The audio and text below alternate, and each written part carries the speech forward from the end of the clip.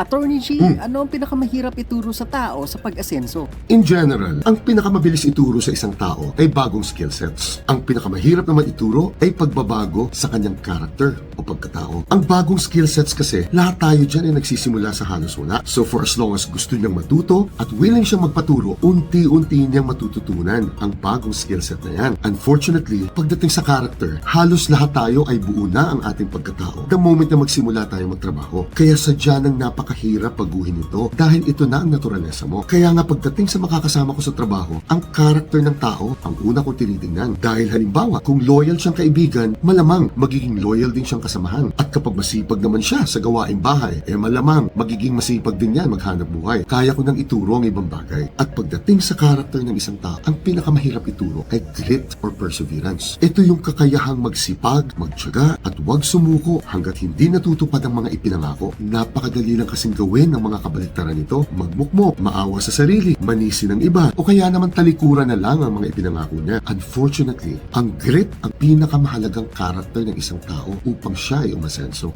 Kaya kung may kaisa-isang character na kailangan mong i-develop sa iyong buhay habang bata ka pa, ito yung grit o attitude na never say die. Jeanette!